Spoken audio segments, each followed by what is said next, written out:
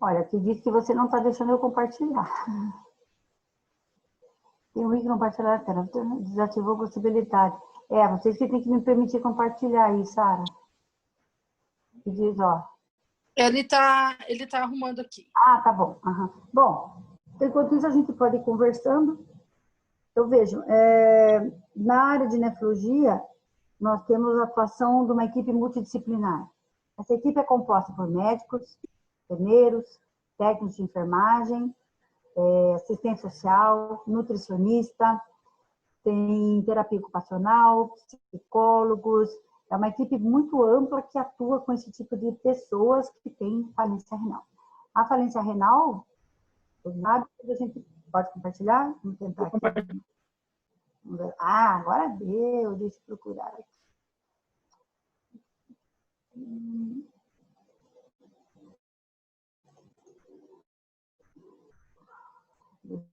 Deixa eu achar o meu, tá? Só um pouquinho. Tem ou não? Não. Peraí, eu novata nessas coisas aqui, né? Então...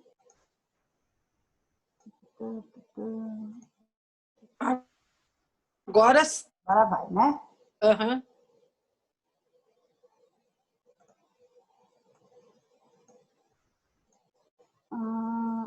Isso, agora sim. Isso, foi. Então, vamos lá. Então, estou marcando o tempo, vamos lá. Então, aqui, para a gente falar um pouquinho do que é uma falência, se eu falar insuficiência, falência ou injúria renal, eu falo a mesma coisa, tá? É apenas a questão epistemológica aqui da palavra. Então, quando a gente tem perda da função renal. Essa perda da função renal ela é aguda, quando perde repentinamente a função do rim, e ela é reversível, o rim volta a funcionar, tá? Isso aí acontece com algumas doenças, podem levar à insuficiência renal aguda. Então, uma delas, eu coloquei alguns exemplos aí, olha, leptospirose, o próprio Covid-19, né? Hemorragias, desidratação, fístulas, medicamentos como anti-inflamatórios, anestésicos, antibióticos, drogas antineoplásicas, vários medicamentos podem fazer isso, septicemias graves, veneno, peçonhas, né, de animais venenosos, venenos também caseiros, às vezes até agrotóxicos, drogas lícitas e ilícitas, álcool, várias situações podem levar à perda renal, tá? Ou pode ser, desculpa, uma perda crônica, que é uma lenta, progressiva e definitiva perda da função renal, tá? Para essa atividade crônica, uma hora a pessoa precisa de diálise, okay? Na aguda, não necessariamente precisa de diálise, vai precisar se o organismo não conseguir responder positivo à doença, né? É um suporte até que a doença seja curada e depois volte tudo a funcionar. E na crônica, eu perco definitivamente a função do rim para não voltar mais, isso demora anos, tá? De 15, 20 anos aí. Então, doenças que causam insuficiência renal crônica, são as duas principais, a hipertensão arterial não controlada e a diabetes mellitus insulina dependente. Essas duas doenças são risco para a Covid, certo? Então, dá para entender por que tem muita gente fazendo insuficiência renal porque tem hipertensão e tem diabetes não controlada. Rim policístico, cálculos não tratados, lúpus, glomerulopatia, síndrome nefrótica, existem uma gama enorme de doenças que levam à falência renal crônica. Bom, para o tratamento, então, precisando de diálise, né, como eu falei aqui, as pessoas vão precisar de diálise, a gente vai ter 3 modalidades de tratamento, ok? Uma delas é a diálise peritoneal, que é um processo que usa o peritônio como uma membrana de troca. Então, o peritônio do indivíduo é a membrana de troca. Existem 3 modalidades, que é a CAPD, APD e a DPI. A CAPD, a troca é feita usando o peritônio com um manual feito, treinamento por enfermeiros. Na APD, eu uso o peritônio, é uma troca automatizada, treinamento também realizado por enfermeiros. E a DPI são trocas realizadas intermitente, no prazo de uma semana, 3, 4 dias durante a semana, dentro do hospital. Quem atua daí são técnicos e enfermeiros, tá?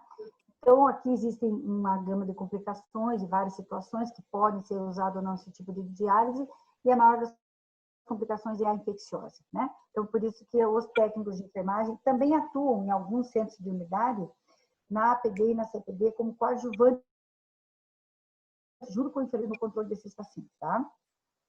Mas dentro dos hospitais, os técnicos têm um papel fundamental daí na DPI.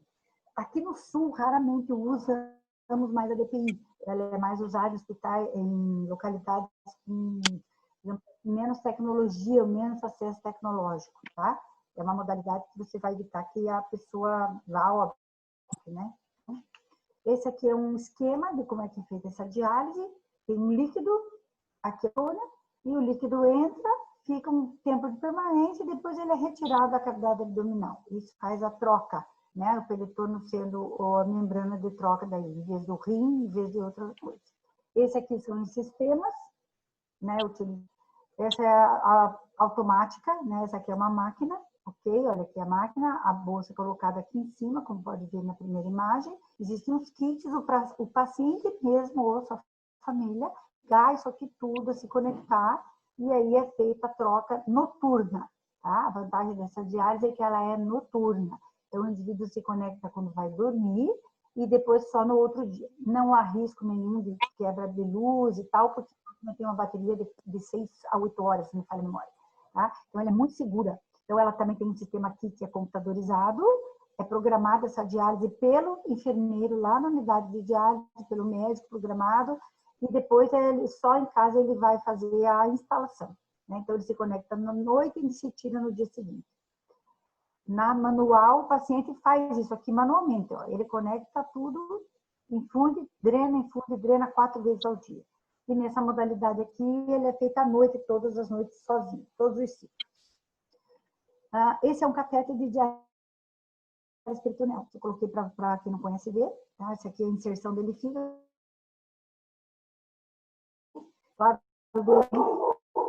Esse aqui é outra imagem do catéter. Então, vocês podem ver, ele é radiopaco, ele tem uma linha opaca, que é para a gente localizar o catéter dentro do organismo. Se tiver algum problema, faz um raio para você estar certo.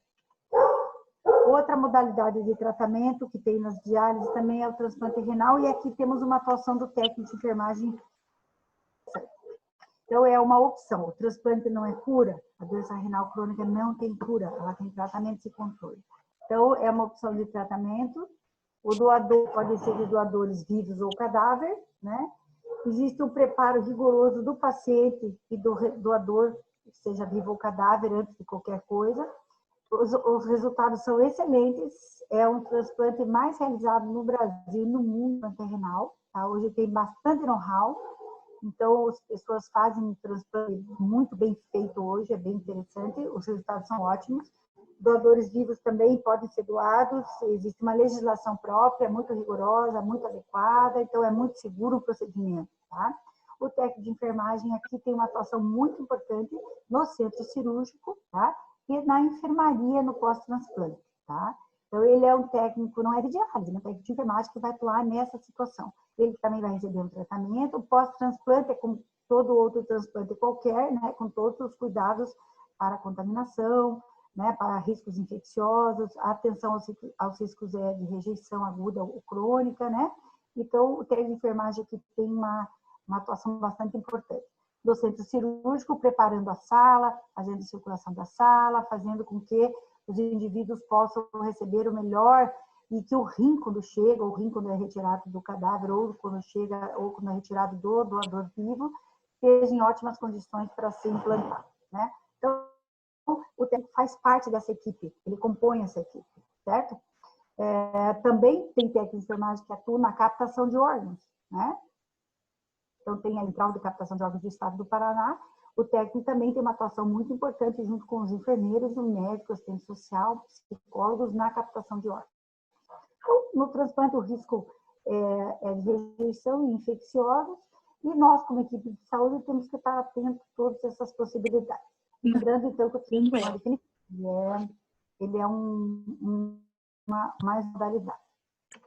Aqui é uma imagem de um rim transplantado, que ele fixa aqui na horta, né? Então, é um rim, ele fica no abdômen, tá? O rim direito é colocado do lado esquerdo e o rim esquerdo do lado direito. Aqui é um esquema de como que o rim fica transplantado, os rins originais estão aqui, eles não são retirados, ok? E o rim transplantado é recolocado. Não se retira rim original nunca, exceto se haja indicação de problemas para o paciente, não se retira. Esse rim fica porque ele ainda tem as funções que ele pode colaborar na depuração do sangue, na limpeza, em todas as suas funções, né? Então, o rim transplantado fica aqui e aí as funções são normalmente restabelecidas. E aí, na hemodiálise em si, que é o nosso grande foco de atuação do técnico de enfermagem nessa, tá? É um tratamento que vai usar filtros artificiais, né, e máquinas para depuração do sangue. É o método mais usado no Brasil e no mundo.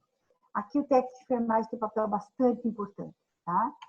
Então, lá, eu coloquei, fiz uma lista aqui do papel do técnico, que ele atua diretamente com o paciente, faz parte muito presente da equipe de tratamento, ele organiza a sala de hemodiálise, preparando as máquinas, desenvolve ações de controle de riscos biológicos no serviço, da rotina, instala e retira o paciente, faz o controle da sessão de hemodiálise toda, quem faz é o técnico, ele programa a hemodiálise de acordo com a prescrição médica do enfermeiro, né? Ele comunica qualquer coisa que ele perceba que não esteja adequado com o paciente, imediatamente na sala de hemodiálise tem sempre um médico, tem sempre um enfermeiro, ele recebe o paciente, faz a primeira anamnese, é o técnico que está ali junto o tempo inteiro com esse paciente, ele administra as medicações prescritas, verifica o peso do paciente na entrada e na saída, ele programa a hemodiálise. Quem faz a programação da hemodiálise é o técnico de enfermagem, certo? Verifica o peso do paciente, tanto na entrada quanto na saída, faz todas as orientações que ele julgar necessárias, anota todas as anotações no prontuário do paciente durante a sessão de hemodiálise e após ela, porque existe um controle de toda a sessão de hemodiálise e quem faz esse controle é o técnico. Ele vai chamar o médico para algo que ele perceba que não esteja dentro dos padrões, dentro dos protocolos que são estabilizados, né, estabelecidos para esses pacientes, tá? Então, ele vai seguir a prescrição e ele vai discutir a prescrição. Eventualmente, o médico prescreve a diálise e o técnico chega e diz assim, doutor, o paciente não está pesando mais 50 quilos, acho que ele emagreceu. Era bom o senhor ver antes da gente pôr na diálise, porque se ele não fizer isso, o paciente vai ter problemas, né? Então, isso os técnicos são bem treinados e bem ambientados para isso, né? Ele orienta também o paciente e a sua família, o que aconteceu durante a sessão de hemodiálise, é com o técnico que a família conversa, tá? É o técnico que vai buscar o paciente lá na entrada da sala, dá um oi, conversa com mundo. Ele funciona a fístula arteriovenosa, ele abre os catéteres e usa catéteres, faz todo o processo de desinfecção das máquinas, dos mobiliários, antes da diálise e depois da diálise. Ele realiza toda a desinfecção do sistema de linhas e capilares, confere todos os dados, faz todo o checklist completo antes do armamento, antes de usar qualquer sistema. E o técnico trabalha sempre por turnos, de segunda a sábado. Os técnicos de imaginar as salas de hemodiálise, o turno, sempre chegam muito cedo para o trabalho, porque eles têm que ligar o sistema. Então, toda hemodiálise também tem todo um sistema próprio, único, de tratamento de água e de tudo que é necessário para esse paciente. Então, quem faz isso é o técnico de enfermagem. Ele chega cedo e ele começa a preparar aquele dia de trabalho para as pessoas, né? Então, pela legislação, hoje nós temos um técnico para cada 6 máquinas, tá? Já tivemos um técnico para cada 4, mas as máquinas evoluíram, tecnicamente falando, as máquinas são extremamente duras. Então, mudou-se a legislação recentemente, um técnico para cada 6 máquinas. Particularmente, eu acho pouco, tinha que ser um para cada 4 mesmo, por questões de segurança, né? Obviamente, para a segurança do doente. Mas estamos hoje trabalhando 1 para 6, né? 1 para 6 e isso tem funcionado. Deixou a gente um pouco mais estressado, no sentido na hora de entrar a diálise e na hora de sair a diálise, mas é feito um esquema nas unidades, onde na troca dos turnos, vários técnicos se encontram na sala de hemodiálise e daí, assim, eles vão dando sequência à retirada e à colocação de novos pacientes nas máquinas. Aqui é umas imagens que eu coloquei de fístula arteriovenosa, para quem nunca viu, né? Isso aqui é uma fístula arteriovenosa, tá? Ela é feita assim, onde eu tenho uma junção de uma artéria e de uma veia, nessa imagem da direita. O azul representaria a veia e o vermelho representaria a artéria. Então, é uma anastomose, onde é um desenvolvimento daí de vamos dizer assim, um caminho onde a gente possa fazer a punção da melhor forma adequada, né? Então, ela se transforma nisso aqui, tá? Esse aqui, na imagem de baixo, é uma imagem de um catéter colocado em subclávia ou pode ser na jugular, né? A maioria das vezes na jugular. Quem coloca o catéter é o médico sempre, quem manipula o catéter são os enfermeiros e os técnicos de enfermagem, tá? Esse paciente vai com os catéter para casa até que a sua fístula esteja boa, pronta, 30 dias depois da cirurgia de anastomose, que pode ser puncionar. A primeira punção, quem faz geralmente é o enfermeiro ou o técnico mais experiente, tá? Com supervisão do enfermeiro. E depois aí o técnico que vai funcionar subsequentemente todas as outras vezes. Essa fístula que eu mostro aqui para vocês, ela deve ter alguns anos, porque vocês veem que ela está bem desenvolvida e tem bastante calos de punção, né? Para perceber na imagem, o que significa que já foi puncionada muitas vezes, tá? Então o paciente pode viver anos indefinidamente com essa fístula arteriovenosa fazendo diálise hoje, tá? Aqui é uma outra espécie que é chamada luxante, né, que a gente pode colocar também, juntando a artéria e veia, e aí é funcionado, é conectado esse catéterzinho para fazer diálise. Aqui quase não usa, porque a infecção é muito grande, mas eu tinha que colocar porque ele existe, né? Essa é uma máquina de hemodiálise chamada Genius. Essa é uma máquina, para vocês terem uma ideia, que usa-se hoje aí na circulação na cidade. Vocês já viram alguma ambulância chamada SOS Rim por aí? É um dos serviços que tem de diálise agudo, né? Vão nos hospitais. O nome da máquina é Genius, porque imagina que ela é uma gênia, né? Ela faz tudo sozinha, tá? Você coloca um chip de computador aqui, a máquina se programa, e aí vai no hospital, leva isso aqui tudo, não precisa de tratamento de água, nada, porque já vai pronto todo o processo, e aí é feita a diálise no hospital. Quem vai é o técnico de enfermagem. Então, para vocês terem uma ideia, a unidade de atendimento do SOS Rim tem 37 técnicos trabalhando, só fazendo luto por aí. Então, vocês imaginem como precisa de mão de obra de técnicos de enfermagem especializados nessa área, tá? Essa máquina é a máquina portátil, né? Agora, eles compraram uma outra máquina também, que é maravilhosa, sabe? Para fazer diálise lenta nos hospitais, que é uma diálise que dura, ela tem baixo fluxo de sangue e ela dura de 3 a 4 dias direto. Isso favorece muito o tratamento do paciente, tá? E aí também quem acompanha é o técnico de enfermagem, sempre o técnico de enfermagem. Aqui umas imagens que eu pedi que a clínica cedesse para eu mostrar para vocês como que hoje o técnico está trabalhando. Então, veja, medida a temperatura da pessoa na chegada da diálise, né? E olha a paramentação toda, né? Então, hoje o técnico tem que trabalhar muito mais paramentado do que ele já trabalhava. Essa face shield era uma realidade nas nossas unidades de diálise, a gente sempre usava, né? Agora mais ainda, né? Por causa do Covid, então, o doente renal crônico é extremamente suscetível ao Covid-19 com graves complicações, né? Então, a gente tem que proteger o paciente e também o indivíduo precisa se proteger, evitando uma exposição a uma carga viral muito grande, que é, sabidamente, o que vai levar a ficar mais ou menos doente é a carga viral que a gente está exposta, associada à reação do nosso organismo. Aqui é uma unidade de diálise, hoje está se colocando até uma barreira física, né, para evitar andação para lá e para cá, as máquinas ficam afastadas mais de 2 metros umas das outras. A diálise não pode parar, porque se parar as pessoas vão a óbito, né? Então, os técnicos têm que se adaptar, todo mundo tem que se adaptar e fazer o melhor possível. Essa aqui é uma enfermagem nossa, ela me permitiu mostrar a imagem para você ter uma ideia da passão, né? Parece que estamos uns astronautas assim hoje trabalhando, né? Mas é o jeito, não existe outra forma a não ser paramento mesmo e muito cuidado.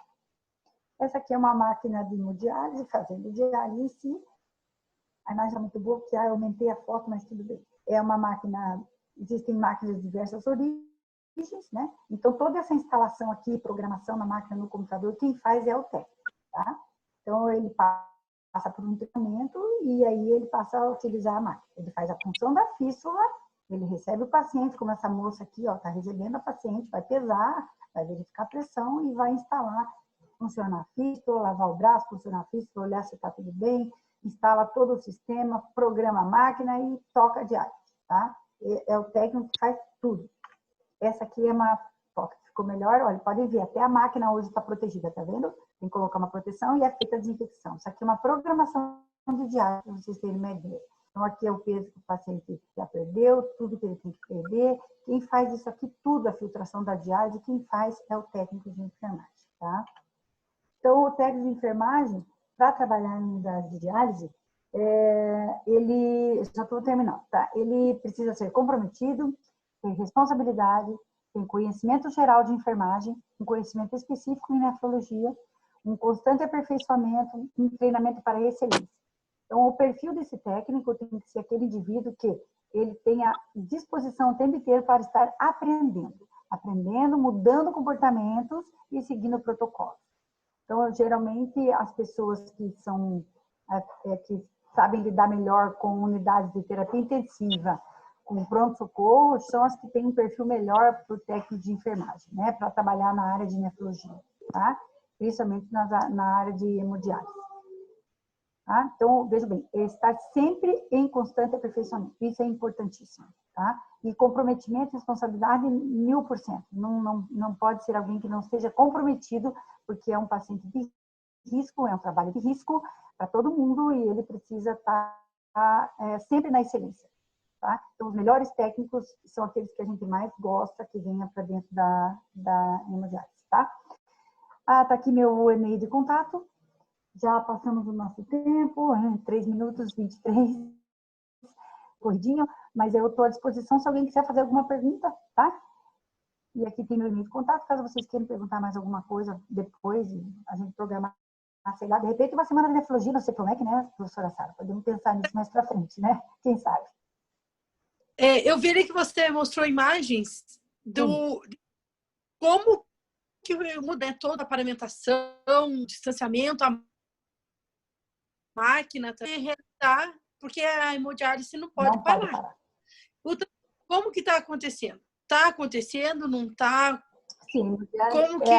infelizmente, nesses últimos meses, agora da cada pandemia, o governo cortou 12 milhões de financiamento da diálise. Então, apesar de ter aumentado a demanda, né, aumentou o número de casos precisando de diálise, principalmente agudo por causa do Covid, o governo cortou o financiamento, tá? Nós não queremos acreditar que tenha sido mal intencionado, mas houve uma legislação que permitiu o corte de 30% dos salários, lembra disso tudo? De pequeno porte, vão receber um percentual sobre o que ganhavam, independente de trabalhar ou não, acabou virando uma coisa geral. E aí, infelizmente, esse corte veio para a diálise. Sem esse financiamento, não é possível dialisar. Então, as entidades de classe aí estão trabalhando para rever isso, que o governo volta a financiar na totalidade. Em Curitiba, estamos relativamente tranquilos, porque a prefeitura está financiando, sim, 100%. Tá? Não é o caso da região metropolitana. E no resto do Brasil. Mas eu acho que isso vai ser revertido. Mas a diálise continua atuando e o serviço de atendimento em agudos, né, o que eu sou ligada ao SOS Rim, eles estão atuando muito, muito nas unidades, não deixando ninguém no atendimento. E no caso do paciente que precisa fazer diálise peritoneal, que faz em casa, continuou a mesma coisa? O que mudou? Continua tudo igual. Inclusive, eles têm as orientações de não saírem de casa, porque eles são de risco para o Covid, né? E que eles continuam o tratamento em casa. Então, orientação em cima das famílias, em cima do próprio doente. Não sei se estão colocando o paciente novo agora em diálise peritoneal. Talvez sim, porque daí ele fica em casa, ele não precisa se locomover. Hoje, a diálise peritoneal seria a grande solução para esse tipo de pessoas não precisarem circular, porque eles vão de ambulância. Né? Mas todos podem, né? Oi, desculpe? Diálise peritoneal. Todos podem? Não. Todos. Tem critérios. Existem critérios. Mas, em princípio, sim. Em princípio, sim. Então, o doente quer, o médico estimula, aí ele passa pela equipe de enfermagem para orientações e eles fazem, é feita uma avaliação se essa pessoa tem condição de fazer ou não diálise peritoneal. Entendi. Mas, no caso, assim, como em tudo que a gente está passando, é tudo muito novo, né? Então, será que seria o momento agora de, às vezes, tirar o paciente da clínica, colocar na casa? Será que, às vezes, não é ainda? Isso, já tem gente pensando nisso. Se pensa nisso mesmo. Mas aí tem que ver as condições, porque às vezes os doentes não querem fazer. Eles têm insegurança, eles têm medo, eles precisam passar por uma cirurgia de implante do catéter. talvez fazer essa cirurgia não seja a melhor opção. Então, está tudo muito ainda em pensamento, né? Em ideias e propostas, mas eu creio que deve haver daqui para frente um maior estímulo à diálise peritoneal, sim. O paciente que faz diálise, quando ele precisa viajar, como que é feito que ele tem uma vida normal? Sim. Então, o peritoneal, ele leva toda a máquina e as bolsas, né? Quando ele passa tempo de 15, se não me falha a memória, mais de 15 dias em algum outro lugar, ele contata a empresa entrega lá no endereço onde ele está. Então, é bem tranquilo, né? E na hemodiálise, ele tem que viajar onde tem hemodiálise. Aí a comunicação entre o serviço que ele está vinculado aqui, aonde ele vai, onde ele pretende ir. O serviço telefona, pede uma vaga, porque é municipal, né? O serviço é municipalizado. Pede uma vaga, lá vai dizer o que eles querem. Eles vão pedir todo o exame bacteriológico deles, vão pedir tudo que o paciente faz, e ele pega o seu capilar e a sua linha, bota debaixo do braço e leva junto na viagem.